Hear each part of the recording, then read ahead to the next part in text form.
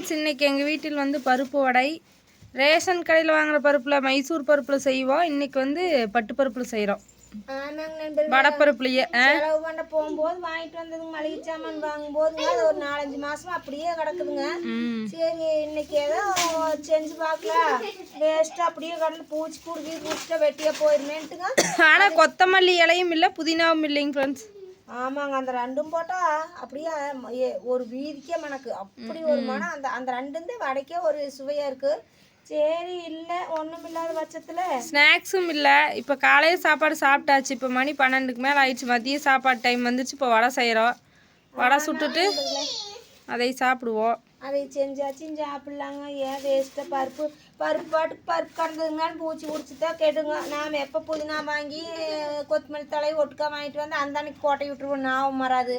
சரி இன்னைக்கு எனக்கு ஒரு ஞாபகம் வந்ததுங்க. வடப்பருப்பு கடந்ததுல பச்சை பட்டாணி பருப்பு சூப்பராக இருக்குமே அப்படின்ட்டு இன்னைக்கு அந்த வேலையை செய்கிறேங்க நண்பர்களே. மாம்பழத்தை அரிஞ்சு அங்கங்கே ஓடுறதுனால அது ஒரு டைம் போட்டு அரைச்சுங்க. அது எங்கேயும் ஒவ்வொரு பருப்பு முழுசு அரைவிட மாட்டேங்குதுங்க. அந்த கிரைண்டரில் அரைச்சாலுமே இப்படி ரெண்டு ரெண்டா தூவி விட்டு அரைச்சிட்டோம்னா சுத்தமாக அரை விட்டுருது. இதில் அரைச்சோம்னா சில பருப்பு முழுசாவே வருது. தண்ணி தெளிக்காமல் அரைக்கிறோம்ல. தண்ணி தெளிச்சு அரைக்கிறதா இருந்தால் எல்லாம் பல்லுக்கு. தண்ணி தெளிக்காமல் வரன்னு அரைக்கிறனால அப்படியே இது கட்டியே நின்றுதுல. அது ஒன்றும் பிரச்சனை இல்லை, அப்படியே சுட்டுக்கலாமா. நான் கிரைண்டர் ஒரு சிலர் சும்மாவே இவ்வளோ பருப்பு அள்ளி வச்சு கடைசியில் முழுசாக போட்டு பிசைஞ்சு சுடுறாங்க தெரியுமா. அப்போ தான் கிறிஸ்பியாக அது வாய்க்கு வந்தால் நல்லா இருக்கு அப்படின்னு அப்படியெல்லாம் பண்ணுறாங்க. நீ அதை பொறுக்கிட்டு இருக்கிறப்போ ஒரு மணி நேரமா அப்படியும் பண்ணுறாங்களா? ஆமாம், பார்த்ததே இல்லையே நீங்கள். கமெண்டில் சொல்லுவாங்க. நைஸாக ஒரே மாதிரி இருக்கணும், அப்போதான் வடை சுட்டு நல்லா இருக்குன்னு என்னுடைய ஒப்பீனியன் அது. மைசூர் பருப்புலையும் செய்யுங்க. ரேஷன் கடை பருப்புல செம டேஸ்ட்டாக இருக்குது, உடம்புக்கு ரொம்ப நல்லது. இங்கே பாருங்க, மாம்பழ சீசனுங்கனால இவ்வளோ ஈ மொய்க்குது, தப்பாக நினச்சிக்காதீங்க. அது மாம்பழத்தை பற்றி சாப்பிட்டாங்க. நானும் சாப்பிட்டேன்னா சாப்பிட்டு பாதி வச்சோமா, அதனால ஈ மொச்சிட்டே இருக்குது. அந்த மாம்பழ தொப்பு எங்கே இருக்குதோ அதுக்கு தொலாவிட்டு கிடக்குதுங்க. ஈ ரொம்ப அதிகம், ஈ காலமாட்டம் ஆயிடுது. ஆமாம், ஓகே நாங்கள் வடை சுடுறோம். வடை சுட்டுட்டு நண்பர்களே அதில் வந்து என்னென்ன போட்டால் இஞ்சி பூண்டு பட்டை கிராம்பு சோம்பு. ஆமாங்க, இஞ்சிங்க அப்புறம் பூண்டு பட்டை கிராம்பு சோம்பு கசகச எல்லாமே பச்சை மிளகாய் எல்லாம் போட்டுக்கோங்க. ஆனால் பச்சை மிளகாய் அரிஞ்சு வச்சிருக்கிறேங்க தட்டத்தில், இதெல்லாம் போட்டுங்க. அரைச்சிட்டோம்னா எல்லாரும் சில பேர் சோடாப்பெல்லாம் கூட போடுவாங்க. நான் அதெல்லாம் போட மாட்டேன். ஒரு சிலர் மிளகாய் உள்ளேயே போட்டு அரைச்சிக்கிறாங்க, ஒரு சிலர் இறுகி போயிடுது அதனால தனியாக போடணுங்கிறாங்க. எப்படின்னு தெரியல. சமையல்கார பொம்பளை தான் அப்படின்னு சாம அப்படி உள்ள போட்டு அரைக்கக்கூடாதுங்க, அது இறுகி போயிருங்க. இப்படி அரிஞ்சு கொட்டி சுட்டோம்னா நல்லா இருக்கு அப்படின்னு சொல்லங்காட்டிங்க நான் அதை ஃபாலோ பண்ணிட்டு இருக்கிறேன். முந்தியெல்லாம் எங்கள் வாப்பால குழந்தைய இருக்கையில் அப்படித்தான் வாய்க்கு வந்தால் குழந்தை சாப்பிட மாட்டாங்கன்ட்டு உள்ள போட்டு அரைச்சிக்குவேங்க. இப்போ அப்படி சொல்லங்க. சரி அது கூட ஒரு காரணமாக இருக்குமோன்னு நான் இப்போ அரிஞ்சுக்கிறதுங்க. அரிஞ்சே போட்டு கலக்கி நல்லா வடை சுட்டுக்கிறது, அதுவும் ஒரு டேஸ்ட்டாக நல்லா இருக்குதுங்க. ஆமாம், ஆனால் வர மிளகா போட்டால் அது ஒரு டேஸ்ட்டு, பச்சை மிளகா போட்டால் அது ஒரு டேஸ்ட்டு. எத்தனை வகையான வடை சுட்டாலுமே இதில் போட்டு பச்சை பயிர் வடை, உளுந்தம்பருப்பு வடை. உளுந்து வடை சூப்பராக இருக்குது. பாசி பயிரில் வடை சுட்டுருக்குறோம்.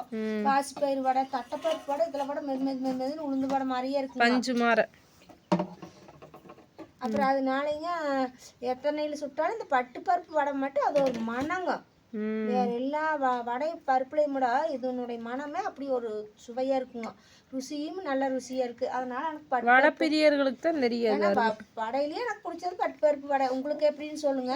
தட்டைப்பருப்பும் நல்லா இருக்குங்க. பாசிப்பருப்புலையும் கழுவிட்டு வராதுண்ணா எல்லா வகையான பருப்பு, மைசூர் பருப்புன்னு சொல்றாங்க. ஒரு சிலர் தெவரப்பருப்புலேயே நல்லா இருக்குது, சூப்பரா இருக்குது அப்படிங்கிறாங்க. எனக்கு தெவரப்பருப்பு வடை பிடிக்கிறதே இல்லை. அது ஒரு மனமே இல்லைங்க நண்பர்களே. மண்ணு மாதிரி இருக்குதுங்க. அது கடைஞ்சோம்னா எப்படி மண்ணு மாதிரி இருக்கு அது மாதிரியே இருக்குதுங்க. இப்போ வந்து சாம்பார் கேரட்டு கேரட்டு முருங்கைக்காய் கொத்தமல்லி கீரை சாம்பார் பொடி போட்டு வச்சோம்னா தானே ஏதோ ஒரு ரூபா சாப்பிட்ற மாதிரி இருக்குது. இல்லைன்னா அது என்னமோ வர துவரம் பருப்பு எனக்கு உண்மையாலுமே அது நல்லா இருக்கிறது இல்லை. முதல்ல இருந்த மாதிரி இல்லை இப்போ.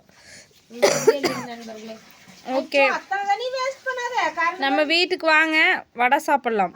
நண்பர்களே நம்ம போய் அரைச்சுங்க. ஒரு கொஞ்சம் அரைச்சிட்டுங்க. அப்போ அது அரை சார் அரைச்சனுங்க. இன்னொரு அரை சார் வந்திருக்குது அரைச்சி அதுலேயும் முழு பருப்பு கடந்தால் பொறுக்க கூடாது. நீ அப்படியே பொறிச்சு விட்ற வேண்டியதே. சுட்டு மொறுன்னு சுட்டுங்க. ஒரு 2 வடையை சூடாக தின்ட்டோம்னா ஒரு வடை சுட்டு தின்ன மாதிரி பட்டு பட்டு படைச்சு தின்ட்டோம். மறுபடியும் அதை இருக்கிறதுக்கு பூச்சி பிடிக்கிறதுலாம் பார்த்துக்கு சாமி. அது இன்னொரு 2 நாள் பெரியமா இது அரைச்சி உரம்பரை வந்தால் சுடுவோங்க. அப்புறம் உரம்பரையும் வரலைன்னா நாமளே சுட்டுனாலும் திங்கலாங்க. உரம்பரை போய் பார்த்து என்ன பண்ணுறதுங்க. Okay bye friends. இன்றைக்கி வந்து எங்கள் வீட்டில் இதுதான் ஸ்நாக்ஸ் செய்கிறோம், வடை. ஆமாங்க நண்பர்களே.